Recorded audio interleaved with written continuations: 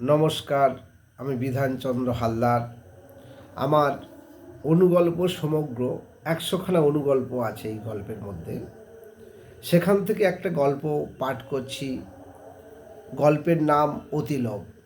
গল্পটা পাঠ করবার আগে যে কথাটা না বললেই নয়, সমাজে আমরা অতিলোভ করতে গিয়ে মৃত্যু ডেকে নিয়ে আসি। সেই রকম একটা প্রেক্ষাপট আমি তুলে ধরেছি এই ছোট্ট অনুগল্পের মধ্যে, যেখানে বাড়িতে বাড়িতে গরুর দুধ দেওয়া হয়, আমরা দুধ খাই, কিন্তু বাছুরের জন্য সেই মালিক কোনো দুধ রাখে না। অতি লোভ করতে গিয়ে বাছুরের জন্য দুধ না রেখে দুধ বাড়িতে বাড়িতে দিয়ে দেয়। শেষ পর্যন্ত বাছুরটাও মারা যায়। কি করুণ পরিণতি! সেই রকম একটা ভাবনাকে নিয়ে আমার ছোট্ট অনুগল্প।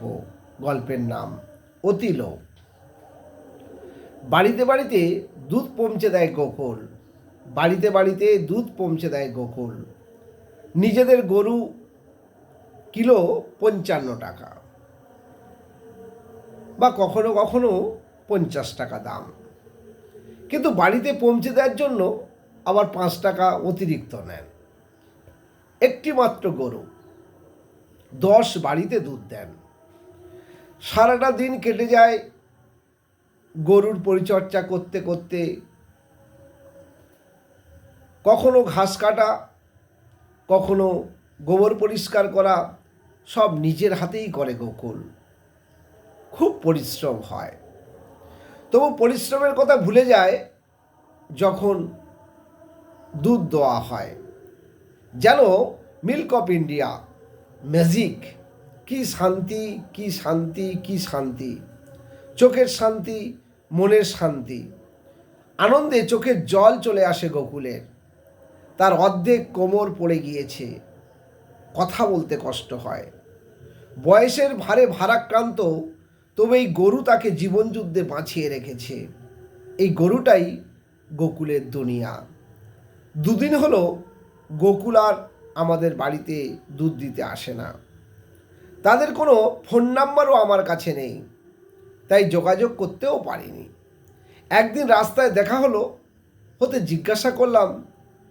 গোকুল তখন জানালো বাছুর মারা গেছে, দুধ আর হয় না। আমি বললাম, কেন মারা গেছে?